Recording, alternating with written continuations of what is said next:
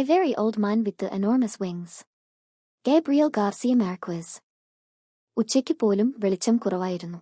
പെലായോ വീട്ടിലേക്ക് മടങ്ങുമ്പോൾ മുറ്റത്തിന്റെ പിൻഭാഗത്ത് എന്താണ് നീങ്ങുന്നതെന്നും ഞരങ്ങുന്നതെന്നും അയാൾക്ക് കാണാൻ പ്രയാസമായിരുന്നു. അത് ഒരു വളരെ വൃദ്ധനാണെന്ന് കാണാൻ അയാൾക്ക് വളരെ അടുത്തേക്ക് പോകേണ്ടി വന്നു. ആ മനുഷ്യൻ ചെളിയിൽ മുഖം താഴ്ത്തി കിടക്കുകയായിരുന്നു. എത്ര ശ്രമിച്ചിട്ടും ചിറകുകളുടെ ശക്തി കാരണം അയാൾക്ക് എഴുന്നേൽക്കാൻ കഴിഞ്ഞില്ല. ആ കാഴ്ച കണ്ട് ഭയന്ന പെലായോ ഭാര്യ എലിസാൻഡയുടെ അടുത്തേക്ക് ഓടി. അവൾ രോഗിയായ അവരുടെ കുട്ടിയെ കംപ്രസ് ചെയ്യുകയായിരുന്നു. അയാൾ അവളെ മുറ്റത്തിന്റെ പിൻഭാഗത്തേക്ക് കൊണ്ടുപോയി. അവർ രണ്ടുപേരും വീണുകിടക്കുന്ന ശരീരത്തിലേക്ക് നോക്കി. ആ മനുഷ്യൻ ഒരു തുണിക്കഷണം പെറുക്കുന്നയാളെപ്പോലെ വസ്ത്രം ധരിച്ചിരുന്നു. അയാളുടെ കഷണ്ടിയുള്ള തലയോട്ടിയിൽ കുറച്ച് മങ്ങിയ രോമങ്ങൾ മാത്രമേ അവശേഷിച്ചിരുന്നുള്ളൂ.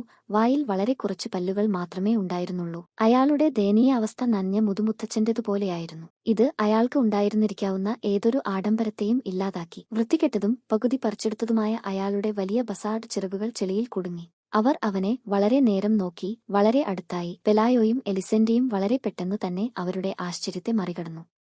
അവസാനം അയാൾക്ക് പരിചിതനാണെന്ന് അവർ കണ്ടെത്തി. പിന്നെ അവർ അവനോട് സംസാരിക്കാൻ ധൈര്യപ്പെട്ടു. ശക്തമായ ഒരു നാവികന്റെ ശബ്ദത്തോടെ അയാൾ മനസ്സിലാക്കാൻ കഴിയാത്ത ഒരു ഭാഷയിൽ മറുപടി നൽകി.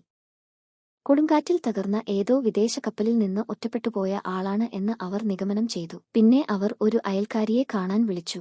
അവരുടെ തെറ്റ് കാണിക്കാൻ അവൾക്ക് ഒരു നോട്ടം മാത്രമേ ആവശ്യമുള്ളൂ. അവൻ ഒരു മാലാഖയാണ്, അവൾ അവരോട് പറഞ്ഞു. അദ്ദേഹം കുട്ടിയെ തേടി വന്നതായിരിക്കണം. പക്ഷേ ആ പാവം കൂട്ടുകാരൻ വളരെ പ്രായമുള്ളവനായതിനാൽ മഴ അവനെ വീഴ്ത്തി.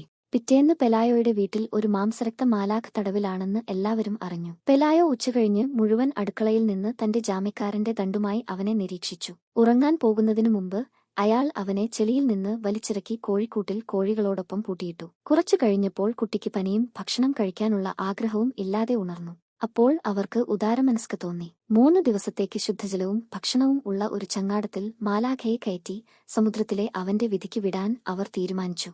പക്ഷേ പുലർച്ചെ അവർ മുറ്റത്തേക്ക് പോയപ്പോൾ കോഴിക്കൂടിനു മുന്നിൽ മുഴുവൻ ആളുകളും മാലാഖയോടൊപ്പം ആസ്വദിക്കുന്നത് അവർ കണ്ടു. സന്ദർശകർ കോഴിക്കൂട്ടിലെ വിടവുകളിലൂടെ അവൻ കഴിക്കാൻ സാധനങ്ങൾ വലിച്ചെറിയുകയായിരുന്നു. അവൻ ഒരു അമാനുഷിക ജീവിയല്ല, മറിച്ച് ഒരു സർക്കസ് മൃഗമാണെന്ന് തോന്നി. തടവിലാക്കപ്പെട്ട മാലാഖയെക്കുറിച്ചുള്ള വാർത്ത വളരെ വേഗത്തിൽ പരന്നു. കുറച്ച് മണിക്കൂറുകൾക്ക് ശേഷം മുറ്റത്ത് ഒരു മാർക്കറ്റിന്റെ തിരക്കായി. ജനക്കൂട്ടത്തെ പിരിച്ചുവിടാൻ ദമ്പതികൾക്ക് സൈന്യത്തെ വിളിക്കേണ്ടി വന്നു. മുറ്റത്ത് വേലികെട്ടി മാലാഖയെ കാണാൻ പ്രവേശനത്തിന് 5 സെന്റ് ഈടാക്കുക എന്ന ആശയം അവർക്ക് ലഭിച്ചു. ജിജ്ഞാസുക്കൾ ദൂരെ നിന്ന് വന്നു. ഭൂമിയിലെ ഏറ്റവും നിർഭാഗ്യവാനായ വികലാംഗർ ആരോഗ്യം തേടി എത്തി. പെലായോയും എലിസൻഡയും ക്ഷീണത്താൽ സന്തുഷ്ടരായിരുന്നു.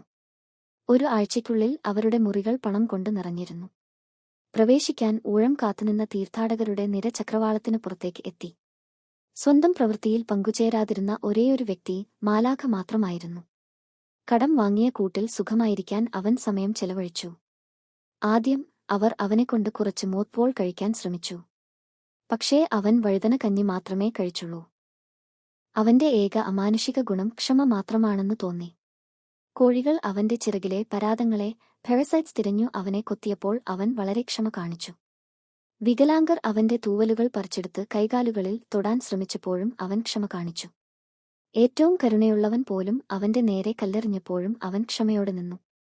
എല്ലാത്തിനുമുപരി അവൻ നിൽക്കുന്നത് കാണാൻ കഴിയുന്ന തരത്തിൽ അവനെ എഴുന്നേൽപ്പിക്കാൻ മാത്രമാണ് അവർ ശ്രമിച്ചത്. ആ ദിവസങ്ങളിൽ ഒരു ട്രാവലിംഗ് ഷോ ആ പട്ടണത്തിൽ എത്തി. ഇടിയും മിന്നലും മൂലം ഒരു ചിലന്തിയായി മാറിയ ഒരു സ്ത്രീയായിരുന്നു പ്രധാന ആകർഷണം. അവളെ കാണാനുള്ള പ്രവേശന ഫീസ് മാലാഖയെ കാണാനുള്ള ഫീസിനേക്കാൾ കുറവായിരുന്നു.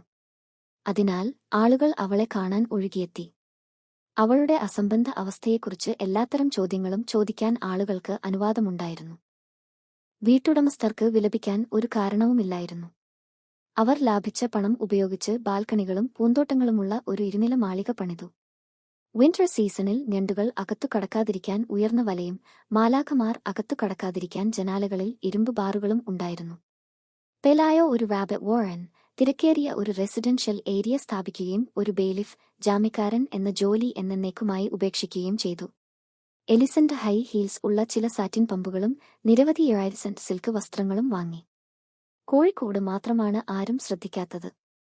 കോഴിക്കൂട്ടിൽ നിന്നുള്ള ദുർഗന്ധം പുതിയ വീടിനെ പഴയതാക്കി മാറ്റുകയായിരുന്നു. ആദ്യം കുട്ടി നടക്കാൻ പഠിച്ചപ്പോൾ അവൻ കോഴിക്കൂടിനോട് അധികം അടുക്കാതിരിക്കാൻ അവർ ശ്രദ്ധിച്ചു. പക്ഷേ പിന്നീട് അവർക്ക് ഭയം നഷ്ടപ്പെട്ട് ആ മണവുമായി പൊരുത്തപ്പെട്ടു. കുട്ടിക്ക് രണ്ടാമത്തെ പല്ല് വരുന്നതിനു മുമ്പ് വയറുകൾ അടർന്നുപോയതിനാൽ അവൻ കോഴിക്കൂടിനുള്ളിൽ കളിക്കാൻ പോയി. രണ്ടുപേർക്കും ഒരേ സമയം ചിക്കൻ പോക്സ് വന്നു.